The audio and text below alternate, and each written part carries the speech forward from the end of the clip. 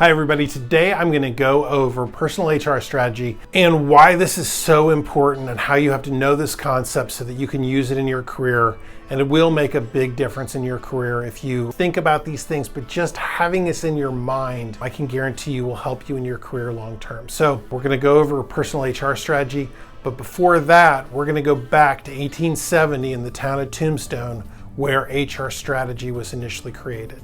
Back in 1870 in the town of Tombstone, there was a sheriff named Tyler. Now the problem Sheriff Tyler had was he just caught word that the cowboy gang was coming back into town. And the last time they were in town, they were shooting stuff up, acting all crazy. And they were a total menace to the town folk and actually caused the population of the town to shrink, which isn't very good or reflective on the sheriff's skills. So the sheriff, upon hearing this, knew he had to do something, so immediately promoted his best deputy, Wyatt, up to being assistant sheriff.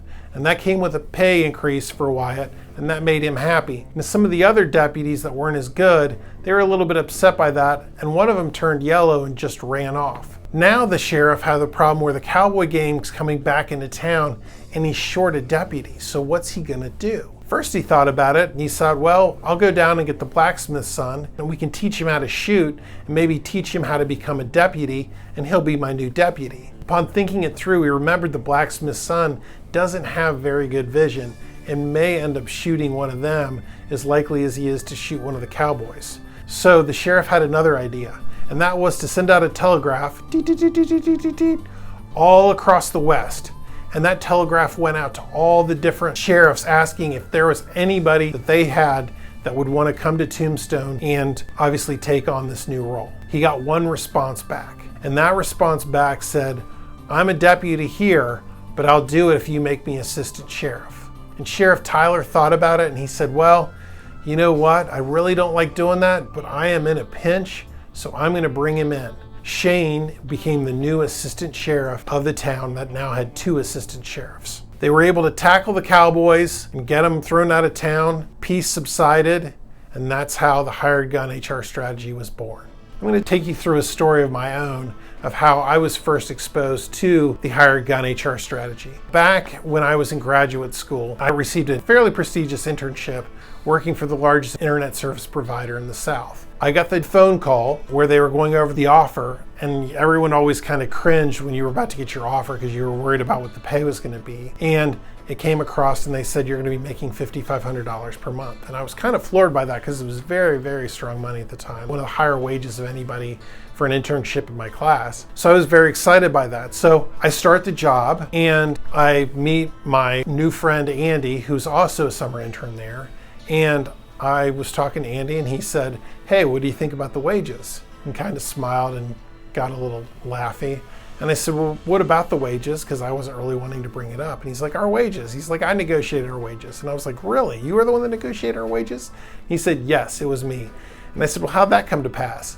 And he said, well, they called me up and they had never had an internship program before. So they said, how much should we get paid? I said, I don't know. So I went out and went to all of the investment bankers I knew that were going to go work in New York City that summer. And I got 3 of them to give me offer letters, and I redacted them and sent them into the HR department. And they gave us the lowest wage of the 3 letters. And I was like, wow, good job. And so I kind of thought about it for a second. I said, well, you know, you're working at one of the prestigious companies that either of us could work for in tech. So why did you push it? And he said, well, I already had another job offer at a firm that's almost as prestigious, and it was $4,500 per month. So I figured, well, I'm kind of indifferent between the two, so why don't I push it to see if I can make more money?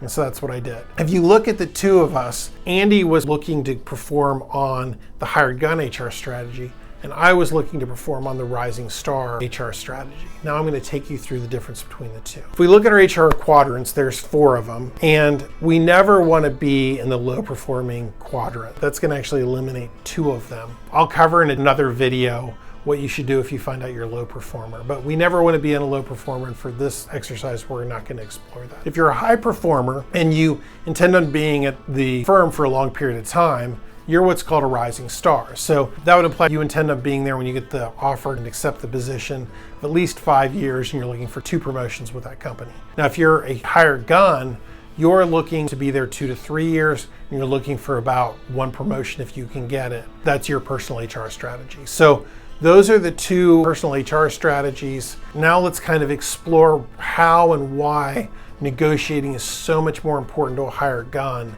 than it is to somebody who's a rising star. If you're a rising star, you get a job offer, let's say as a staff accountant, making $50,000 per year. You push it and you say, I'm gonna pull a full on Andy and I'm gonna ask for an additional $5,000 a year. So you go to $55,000 per year in wages. Well, your pay band is from $50,000 to $70,000. So the maximum the firm will ever pay you is $70,000. They will make cost of living adjustments later, but at the end of the day, if you do not promote out of this role before you hit $70,000, $70,000 will be your wages from then until the end of time, until you leave or get a promotion. So the rising star candidate starts at the 55, then he gets a raise to 60, gets a raise to 65, and finally gets a raise to 70, then gets promoted. So over the course of those 3 years, that rising star candidate made an additional $15,000 by negotiating for that additional $5,000 up front. It's totally different for the hired gun. So the hired gun, when he agrees to come in, the hired gun says, I want the additional $5,000, starts at the 55, gets his or her first raise from 55 to 60, and then is calling headhunters looking to leave and saying, look, I'm a staff accountant. I've only been a staff accountant for 1 year, but I'm already making $60,000. I'm already $10,000 above my starting pay band. The headhunter will look at that and say, that compensation proves you are a high performer. Let's have you talk to these employers. So it's very similar to how that deputy wanted to get that promotion up to being assistant sheriff and also wanted to make more money. The reason he wanted to make that more money is because he wanted to be a sheriff one day, and that actually kind of moved him above Wyatt for one day becoming a sheriff at a different town in a different part of the West. That's the strategy of negotiating when you're pursuing the hired gun versus rising star HR strategy. For rising star, I know $15,000 sounds like a lot of money, but at the end of the day, if you're at the right company that you want to be working at, in the right industry, in the right location, and you're looking to make a career there, it really is not that much money. Where the flip side is, if you're the hired gun and you're looking to make rapid career movements forward, then each dollar that you get, each of those additional dollars, helps pump you to the next promotion, next promotion, next promotion. Now, it can happen to a rising star is that the company that they could be working for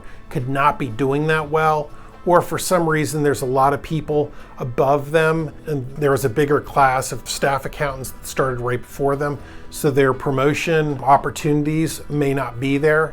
And so at some point a rising star may have to adopt a hired gun HR strategy approach in order to get their career back on track. So that's why it's so important that you think about this and know these paradigms, because you don't want to put yourself where you're stuck in a dead-end job. Of course, to take the best position available, a hired gun will move across the country at a snap. So it's important to kind of weigh all those things out in your career, but it's important to know when to employ one strategy over the other. Hopefully you found this very helpful. Click the subscribe button if you would like to learn more about topics like this and other interview information. Once again, we always appreciate that you watch. Well, Sheriff, he was a really good gunfighter. Yeah, he really did know how to take a bullet, didn't he?